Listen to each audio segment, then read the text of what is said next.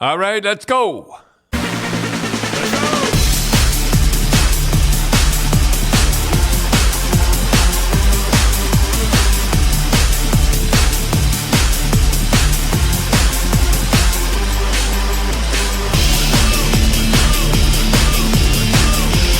All right, Del, let's talk about the book. Don Cherry's Story by Cindy Cherry, yes. Doing well. She's got the official bestseller badge on Amazon now, so it's good to see.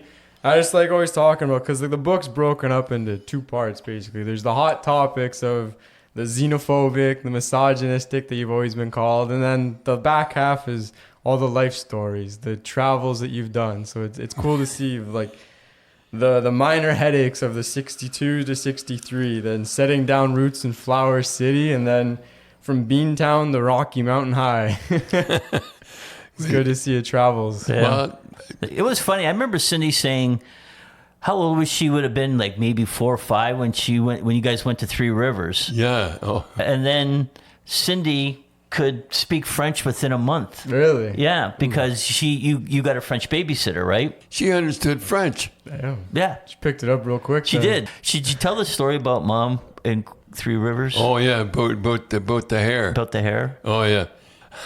So you got to remember, Mom's from Hershey, Pennsylvania. Never really been outside of Hershey before. Yeah. And now she's in Three Rivers, Quebec in the 60s. And she said, I just want a little bit off. And the style was back then short, short and kiss curls and all that stuff and everything. I come home and she got short hair. Yeah.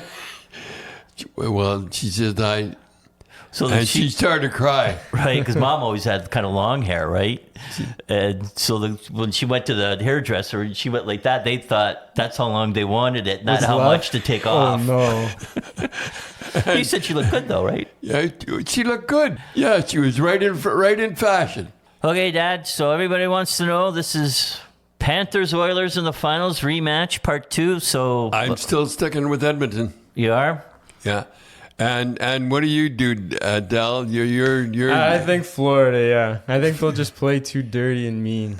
And you're sticking. I just the reason I know we should be picking Edmonton, but if I go Bobrovsky versus Skinner in a 7-game series, I'm going with Bobrovsky. Well, so, I don't know. He's pretty good, though. Skinner's playing just as good now. Yeah, Skinner's playing just as good. Whether he'll do it in the finals, we'll see. But I'll tell you one thing, though. They're not going to push Edmonton around like they push Toronto around and they push Carolina around. No, they get third and fourth line. Yeah, Kane will make sure of that. They'll make sure of that. And you were saying, Dally goes, what if they do something dirty to Edmonton's goalie? Yep. I said, Corey Perry will have no problem going down and doing the exact same thing. So, like, if you want to play dirty, well, him and Marchand. That's my style. That's his style. So, it would be interesting. Do you think it went 7 games, and Panthers won 2-1 in Florida. Now it's in Edmonton. Well, we'll see. We'll have to see. So, Game 5, Dallas. And poor Pete DeBoer. Two shots, 2 goals. I could even beat that. And was in St. Louis. And the guy shot from center ice and scored. Scored. And Bill what the heck was his name? Olechuk. Olechuk was in net. And I pulled him with 1 goal. One shot. One shot, 1 goal, and went in. And boy, was he mad. Yeah. Well, I think I remember you said the shots were like something like 12 or 15 to nothing. It was 0-0, and they scored from center ice. Yeah, and they scored from center ice. Center ice, Del, you're a goaltender. I pulled myself at that point. I deserved to be taken out. And we had a pretty good team. Yeah, you were on your way. Like we said the other day, I think the guys kind of realized we want to go to New Jersey. And they literally, they didn't even apply. They just went in one night, with their trucks, got all the equipment, got all the sticks, got all the stuff, put it in, because the guy who owned a trucking company, right? Yeah. Arthur Imperatorio owned a trucking company, and just shipped it and said, we're playing it in New Jersey next year. And they kind of went, well, okay. Damn. Yeah. So, that. But we would have had to sell out the last game. Yeah, last game. Well, I think the crowd went up. We were averaging over 12 or 13,000 a game or something like that. But then you went the other way, Dad. You had a goalie, Hardy Ashram, who wanted to get pulled, and you said no. No. And it was in New York. I'll never forget this. It was 6-0. And he wanted to get out. And I said, not a chance. I said, Kevin Morrison, I called him over. I said, when he goes to bail, you push him back in the net. And he wanted to bail. Yep. And no way. Kevin Morrison pushed him back in? Yeah, he pushed him back in the net.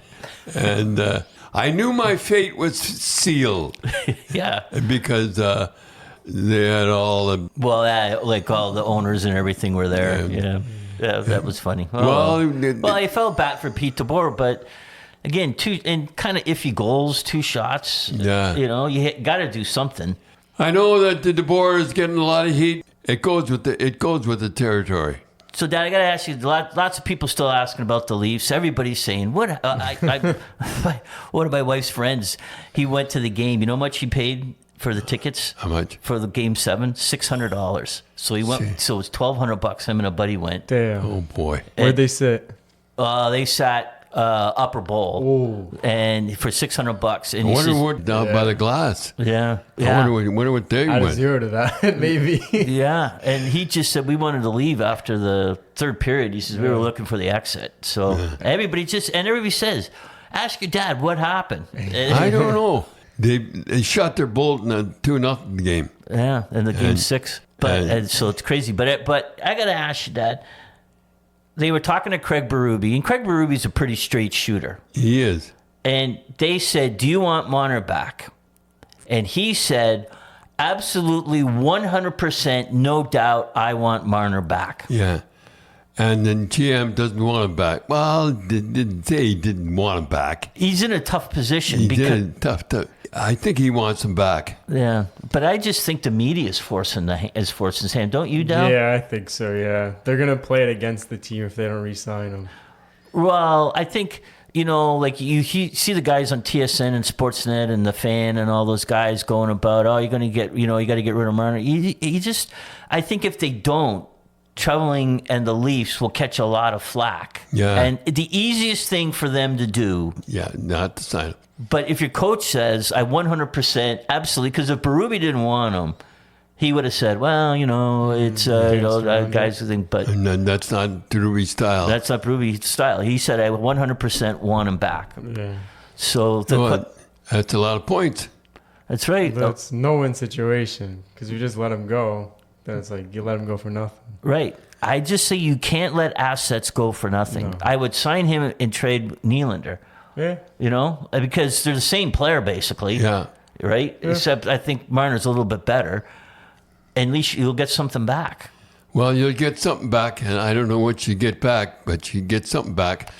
Did you and Harry ever get into an argument of you wanted to keep a guy and Harry didn't want him? Didn't you guys kind of butt heads a little bit over Mike Milbury's first or second year? Well, I remember Milbury was the best defenseman at the camp. We went over, and he said Milbury goes to Rochester. I said, Rochester?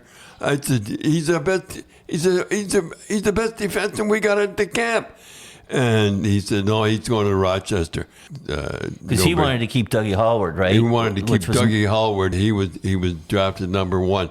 Everything worked out as it did. It did. He broke his leg, and Milbury came up. So, Dal, you'll be interested in this, that Bob Elliott, who is a baseball writer from Kingston, who is in the Baseball Hall of Fame, which is pretty good for a Canadian writer to get in the baseball.